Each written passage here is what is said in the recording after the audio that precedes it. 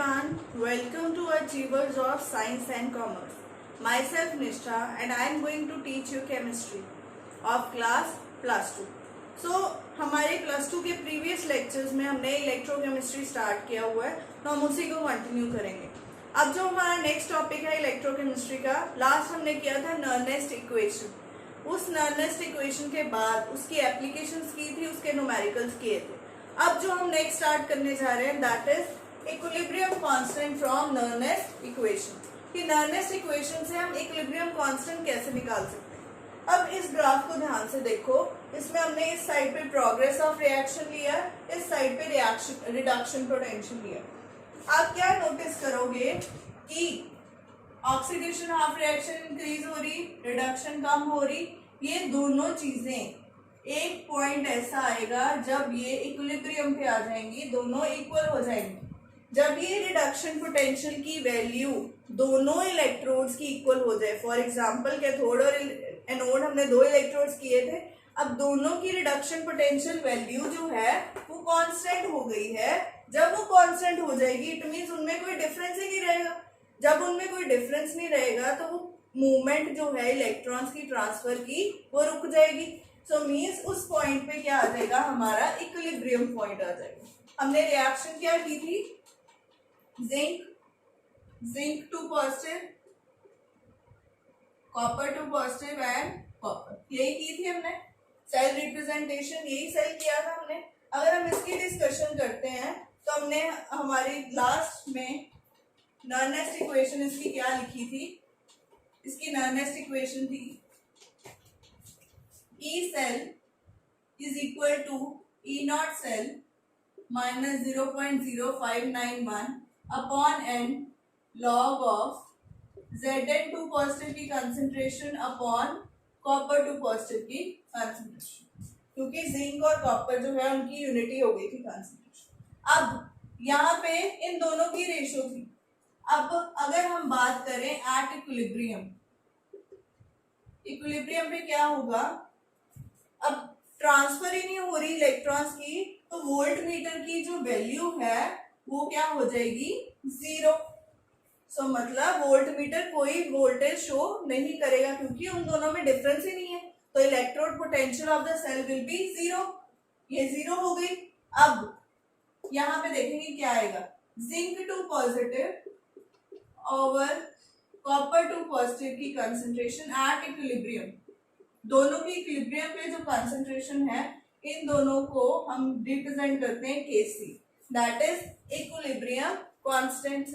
अब यहाँ पे अगर हम ये दोनों चीजें पुट करें तो हमारे पास क्या आएगा, our Nernst equation will be, ये जीरो है, zero is equal to E naught cell minus 0.0591 upon n log of Kc. So E naught cell हम यहाँ से निकाल सकते हैं. E naught cell will be equal to 0.0591 upon n log of Kc. So this is the formula in which we can find out the value of Kc from E naught cell, that is EMF of the cell.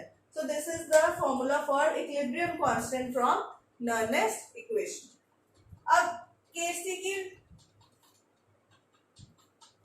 की significance क्या है, जितनी Kc की value ज्यादा होगी उतनी ही extent of reaction जो है वो फॉरवर्ड की तरफ ज्यादा जाएगी. So reaction will proceed to larger extent towards the forward. Kc value जितनी ज्यादा उतनी ही रिएक्शन की स्पीड जो है उसकी ऑलमोस्ट कंप्लीशन की तरफ वो उतनी ज्यादा जाती जाएगी. So this is the significance for this Kc. अब हम इसके न्यूमेरिकल्स डिस्कस करते हैं किसी फॉर्मूला के. So let us start with one numerical. Numerical is calculate the equilibrium constant for the reaction. Reaction हमें क्या दी है, Zn plus Cd2 positive cadmium forms Zn2 positive plus Cd. तो ये हमें दी है. अब इसकी E नॉट सेल की वैल्यू भी दी है. E naught cell is equal to 0.76 volt. हमने निकालना क्या है, equilibrium constant that is Kc. So formula लगाएंगे, E naught cell is equal to 0.0591 upon n. n कितना है, 2 इलेक्ट्रॉन्स ट्रांसफर हो रहे हैं, 2 log K C, E not की वैल्यू यहाँ पे पुट करेंगे,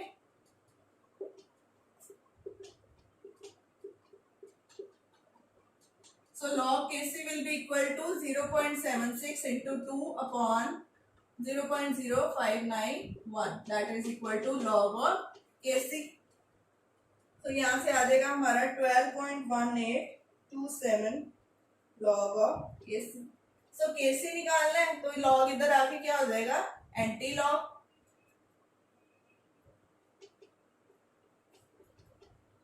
सो एंटी लॉग की value will be equal to 1.52 into 10 raised to power 12. अगर आप ये एंटी लॉग आपको निकालना आता है तो आप इसकी एंटी लॉग की वैल्यू निकालोगे.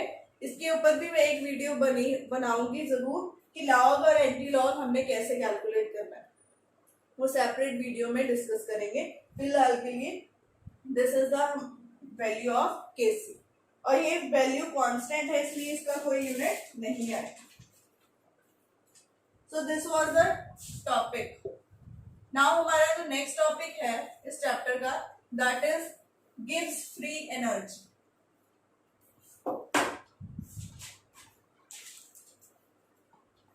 Gives free energy.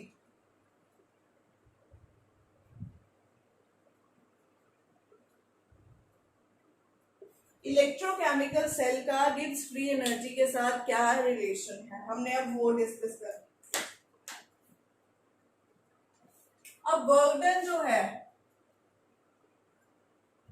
That is equal to what, work done जो हमारा आएगा that will be equal to EMF value और quantity of electricity. So multiply करेंगे क्वांटिटी ऑफ इलेक्ट्रिसिटी कितनी पास करा रहे हैं into EMF.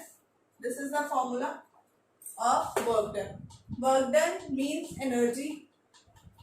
Quantity of electricity हमने किया था फैराडे लॉ में NF. EMF की वैल्यू E नॉट सेल. अब हमेशा याद रखना है डेल्टा जी जिसको हम बोलते हैं गिव्स फ्री एनर्जी, ये not will be negative for a spontaneous reaction. अगर कोई रिएक्शन प्रोसीड कर रही है तो उसका डेल्टा जी की वैल्यू हमेशा नेगेटिव आनी चाहिए. अगर डेल्टा जी पॉजिटिव आ गया तो ये प्रोसीड नहीं करेगी.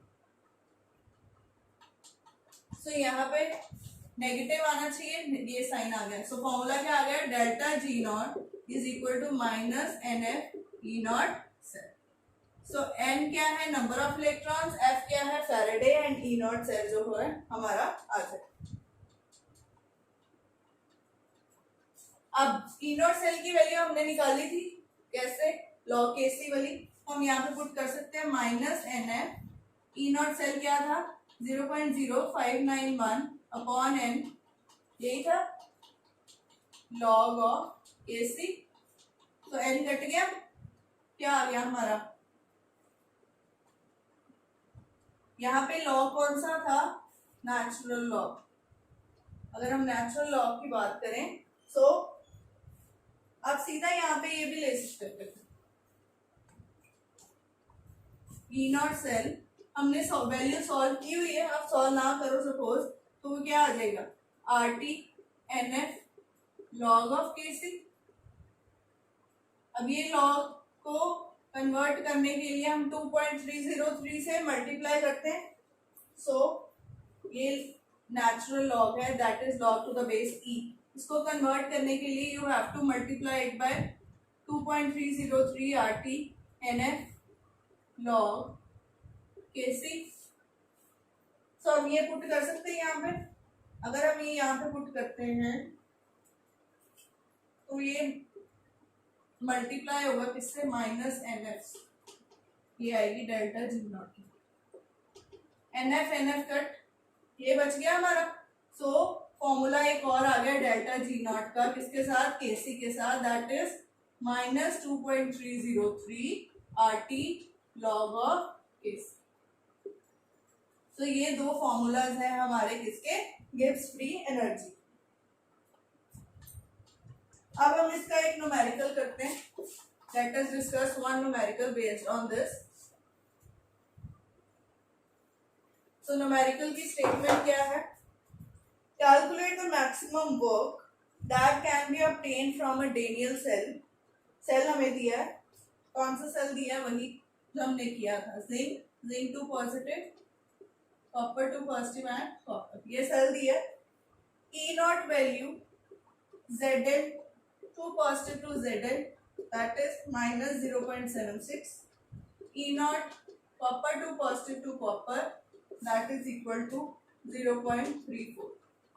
ये दिया. अब हमने निकाला क्या है? Maximum work done. Work done मतलब एनर्जी, एनर्जी मतलब कौन सी एनर्जी? Gibbs free energy. अब गिब्स फ्री एनर्जी का फॉर्मूला लगाएंगे. क्या है? Minus n F E naught cell. E naught cell क्यों लगाया? क्योंकि यहाँ पे कंसेंट्रेशन दी नहीं, केसी की वैल्यू हमें दी नहीं हुई, तो हम ये वाला फॉर्मूला लगाएंगे. ई नॉट सेल का फॉर्मूला क्या होता है हमारे पास? ई कैथोड माइनस ई एनोड. कैथोड ये है, एनोड ये है, सो माइनस एन. एन क्या है यहाँ पे? 2F 96500. E cathode, cathode is this 0.34 minus anode क्या है? Minus 0.76.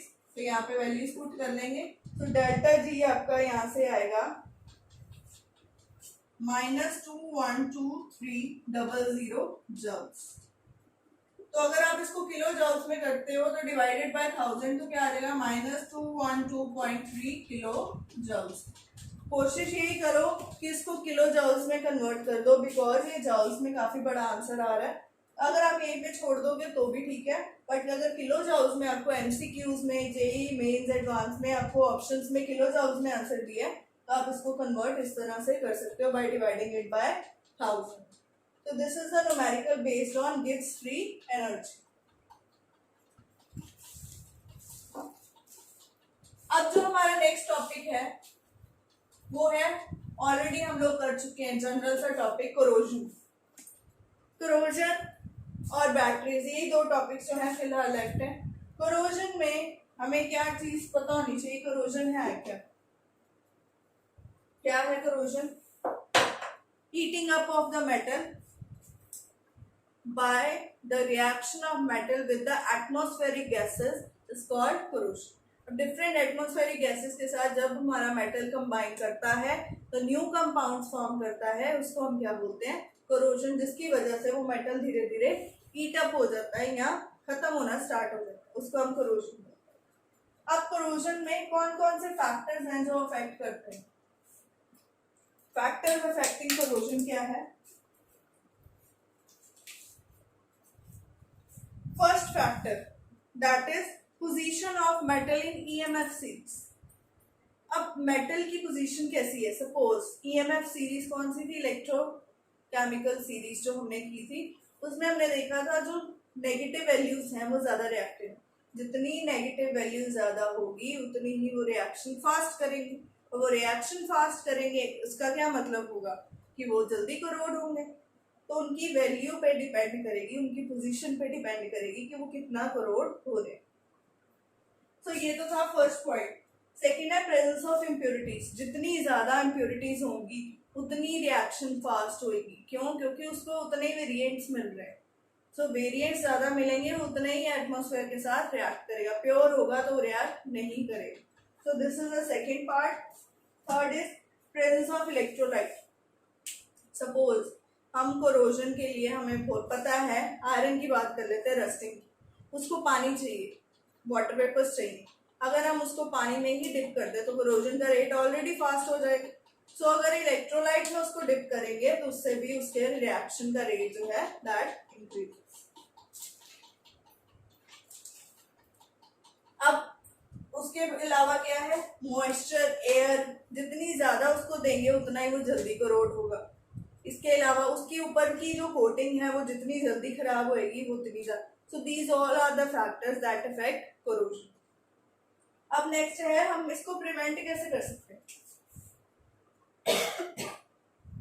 So prevention of corrosion. Prevent करने के लिए क्या करें? या तो उसको प्रिवेंशन के लिए कोई कोटिंग दे दें. तो पहला आ जाएगा बाय कोटिंग.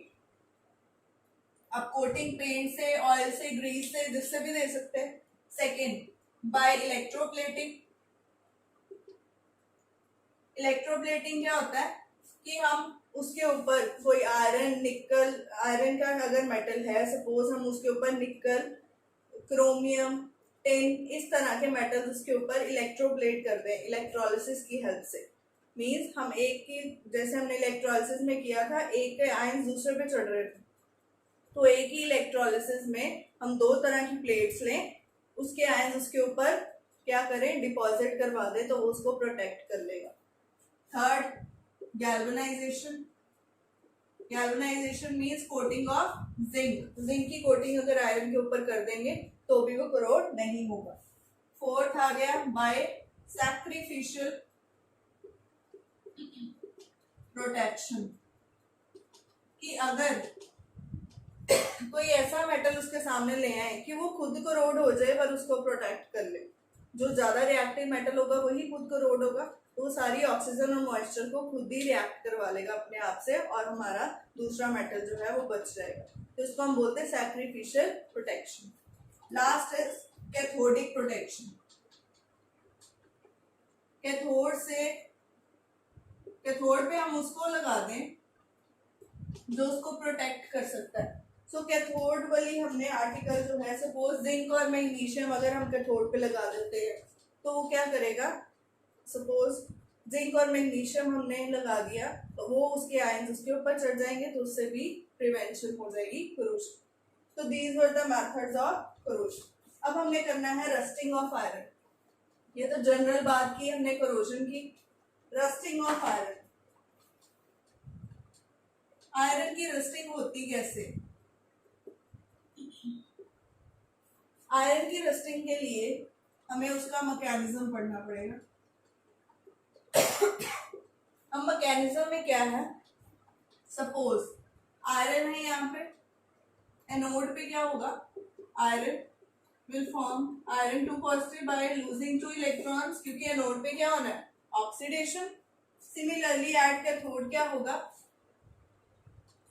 जो H पॉजिटिव आयंस हैं वाटर से मिले उसमें इलेक्ट्रॉन ऐड होगा और क्या बन जाएगा, सिंगल हाइड्रोजन एटम। कहाँ से मिले ये हाइड्रोजन, इम्प्योरिटी से हो सकते हैं या वाटर से हो सकते हैं, दैट डिपेंड्स। अब जो हमारा कोरोजन के केस में होता क्या है, ये तो हमारे आगे हाइड्रोजन। अब हाइड्रोजन जरूरी नहीं है कि इसी के साथ कैथोड के ऊपर ओवरऑल रिएक्शन क्या होगी, वाटर है, वाटर ब्रेक हो गया H पॉजिटिव और OH नेगेटिव में, ये रिएक्शन हो सकती है। या कार्बन डाइऑक्साइड वाटर से रिएक्ट कर जाए, क्या बना देगा, H positive HCO3 negative. So overall जो इसकी रिएक्शन होगी that will B, overall cathode reaction that will B 4H positive plus O2 plus 4 electrons forms 2H2, और हमारी ओवरऑल इसकी 4 इलेक्ट्रॉन्स है यहाँ पे, तो इसको हमें 2 से मल्टीप्लाई करना पड़ेगा, so it will form 2Fe, forms 2Fe2 positive plus 4 electrons. अब ओवरऑल निकालने के लिए इसको कट कर देंगे और हमारी ओवरऑल रिएक्शन जो है वो आ जाएगी। तो ओवरऑल रिएक्शन क्या आएगी यहाँ पे, iron 2Fe plus 4H positive plus O2 forms 2H2O plus 2Fe2 positive. तो आयरन की होगी ऑक्सीडेशन, सो आयरन से बन गया Fe2 पॉजिटिव, तो हम इसको ओवरऑल में ऐसे भी लिख सकते हैं, Fe2O3 लिख सकते हैं उसकी जगह, क्योंकि ऑक्सीजन उसमें ऐड होगा तभी Fe2O3 बनेगा। So overall reaction will be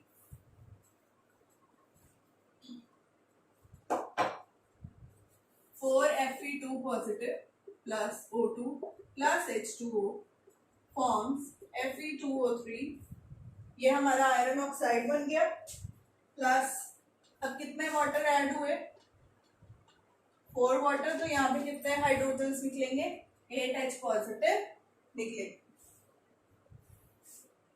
सो अब Fe2O3 अकेला बना था, इसमें वाटर मॉलिक्यूल्स ऐड होने हैं, कितने, X, हमें नहीं पता एयर में कितने water molecule, it will form Fe2O3 XH2O. This is hydrated ferric oxide, जिसको हम रस्ट भी बोलते हैं। तो this was the mechanism of rusting of iron. इसमें जस्ट आपने क्या करना है, ओवरऑल कैथोड रिएक्शन देख लो, ओवरऑल एनोड रिएक्शन देख लो, उनको ऐड कर दो और इलेक्ट्रॉन्स की कट करके आपने ओवरऑल रिएक्शन लिख देंगे। बट लास्ट में आपका हाइड्रेटेड फेरिक ऑक्साइड जो है ये फॉर्म होना चाहिए, जिसको हम रस्ट बोलते हैं, that is brownish layer. So this was all about today's lecture. Next topic we will discuss in next lecture. Till then, thank you so much for watching my video. Do like, share with your friends. If you have not subscribed our channel yet, please do subscribe. Thank you so much.